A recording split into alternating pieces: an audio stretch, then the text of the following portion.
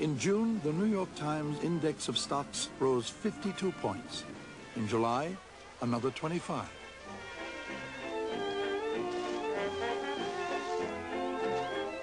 In the middle of the summer, the Graf Zeppelin was completing its first leisurely trip around the world. The Marx Brothers had finished shooting their film, The Coconuts. Commander Byrd was still at his base camp near the South Pole. He too had money in the market and radioed his broker for the latest quotes. Back in Cleveland, George Herman Ruth hit his 500th home run. And on the radio, they were playing the latest hit tune, I'm in the Market for You. I want 1,000 shares of your caresses too. We'll count the hugs and kisses when dividends are due, 'cause I'm in the market for you. On August 17th, Michael Meehan's brokerage firm launched a new service. One of my grandfather's innovations was putting brokerage houses on the ocean liners.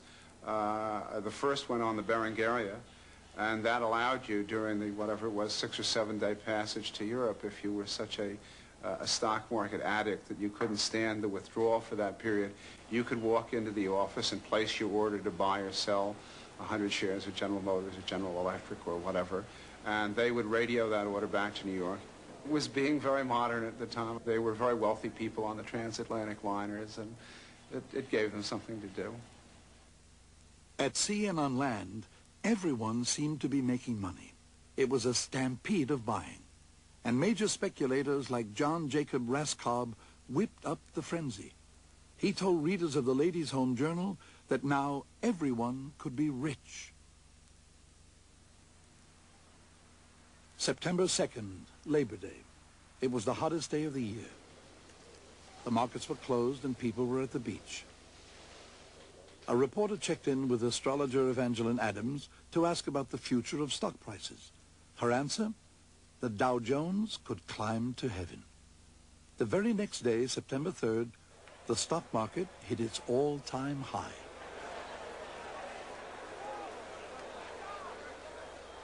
My father and I had an ongoing discussion about the stock market. And I used to say, Pop, everybody's getting rich but you. You work so hard and you're never going to make a nickel. All you do is you keep delivering these newspapers and that's about it. The guy who's shining shoes is in the stock market. The grocery clerk is in the stock market. The school teacher's in the stock market.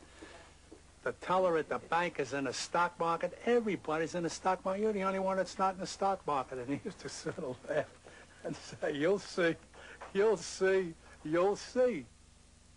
On September 5th, economist Roger Babson gave a speech to a group of businessmen. Sooner or later, a crash is coming, and it may be terrific.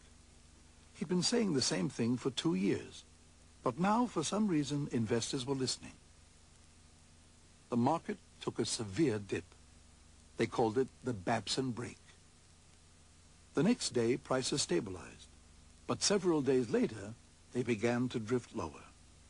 Though investors had no way of knowing it, the collapse had already begun. In the weeks to follow, the market fluctuated wildly, up and down. On September 12th, prices dropped 10%. They dipped sharply again on the 20th. Stock markets around the world were falling too. Then on September 25th, the market suddenly